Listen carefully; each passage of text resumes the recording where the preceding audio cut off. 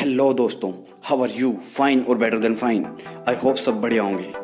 आज मैं आपको दर्शन करवाऊंगा नर्क के। जी हाँ, आज हम एक ऐसे ग्रह के बारे में बात करेंगे जो नर्क से कम बिल्कुल भी नहीं है। एक ऐसा ग्रह जो चलता हुआ आग का गोला है और जिसकी सतह को हम देख भी नहीं सकते हैं। दोस्तों, आज हम एक ऐसे ग्रह के बारे में बात करेंगे जहाँ सूर्य हमेशा पश्चिम से उगता है और पूर्व में ढलता है।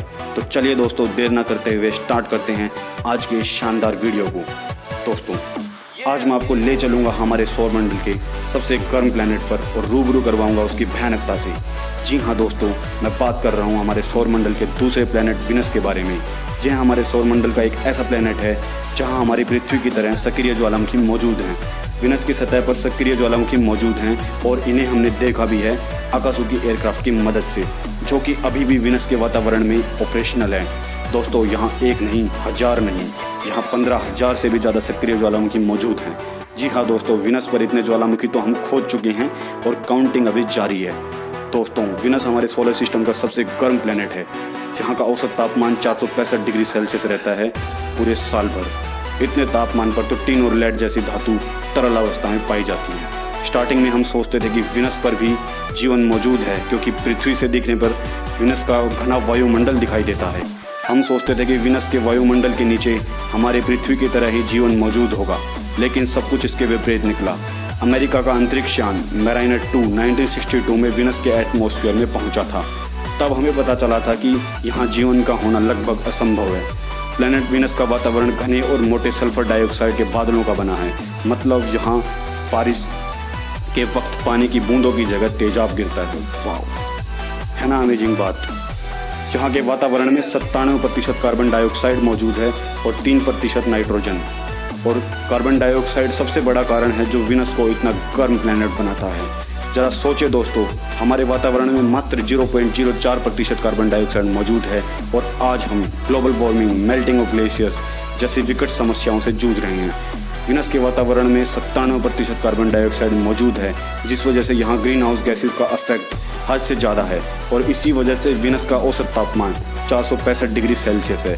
आप इसकी भयानकता का अंदाज़ा इसी बात से लगा सकते हैं कि साल 1970 में रूस द्वारा भेजा गया लैंडर वेनेरा 10 विनस की सतह पर मात्र 110 मिनट के लिए ही ऑपरेशनल रह पाया था।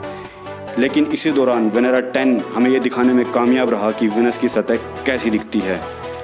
विनस की सतह पर वायु का दबाव भी बहुत ज़्यादा होता है। हमारी पृथ्वी से 93 गुना ज़्यादा वायु दबाव है विनस की सतह पर। इसका मतलब यह है, जो दबाव आप 3000 फीट गहरे पानी के अंदर चलने पर महसूस करेंगे, उतना ही दबाव आपको विनस की सतह पर चलने से महसूस होगा। अभी तक कुल 41 स्पेसक्राफ्ट मिशन लॉन्च किए जा चुके हैं विनस प्लेनेट के लिए, जिसमें से मोर देन 70% अकेले रशिया ने भेजे। लेकिन इनमें से 60% से भी ज़्यादा मिशन फेल्ड रहे थे।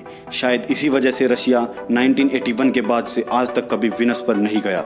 लेकिन रशिया पूरी दुनिया का पहला देश है जिसने किसी दूसरे ग्रह पर अपना लैंडर उतारा था।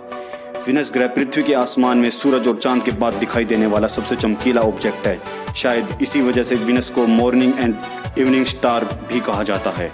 प्लैनेट विनस को पृथ्वी की ट्विन सिस्टर भी कहा जाता है, क्योंकि शेप और साइज में लगभग पृथ्वी के समान है। विनस हमारे पृथ्वी के सबसे नज़दीक स्थित प्लैनेट है। विनस हमारी पृथ्वी की तरह अपनी एक्सिस पर मात्र 3.5 डिग्री के कोण पर झुका हुआ है। इसी वजह से विनस पर कोई मौसम नहीं बदलता। विनस की सतह पर 650 किलोमीटर पर आवर की रफ्तार से हवाएं चलती हैं।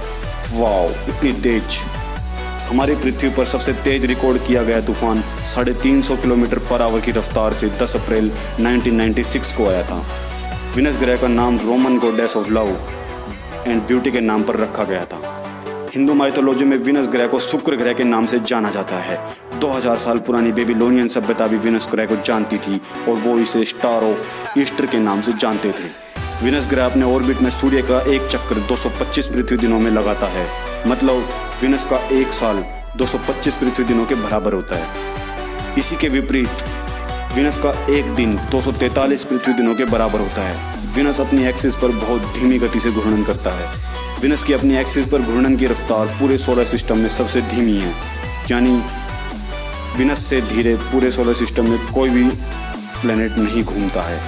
विनस अपनी एक्सिस पर धीमा घूमने के साथ साथ उल्टी दिशा में भी घूमता है। यह पश्चिम से पूर्व दिशा की तरफ घूमता है। मतलब यहाँ सूर्य उदय पश्चिम दिशा में होता है और अस्त पूर्व दिशा में होता है ना अजीब बात। चलिए दोस्तों, आज की वीडियो में इतना ही। अंत में आपको 2 बोनस फैक्ट बताता हूँ। पहला, यूरेनस हमारे सोलर सिस्टम का दूसरा ग्रह है जो पश्चिम से पूर्व दिशा की ओर घूमता है, विनस ग्रह की तरह। दूसरा, विनस अपनी ऑर्बिट में सूर्य का चक्कर 35 किलोमीटर पर सेकंड की रफ्तार से लगाता है। धन्यवाद दोस्तों। आशा करता हूँ आज का वीडियो आपको अच्छा लगा होगा। इसी तरह के इन्फॉर्मेटिव वीडियोस के लिए please subscribe my channel and press the bell icon, ताकि मेरे वीडियोस मिले आपको सबसे पहले। अंत में गुड बाय फ्रेंड्स, फिर मिलते हैं अगले वीडियो में। तब तक के लिए अपना ध्यान रखें, सुरक्षित रहें, अपने आसपास साफ सफाई का ध्यान रखें। जय हिंद।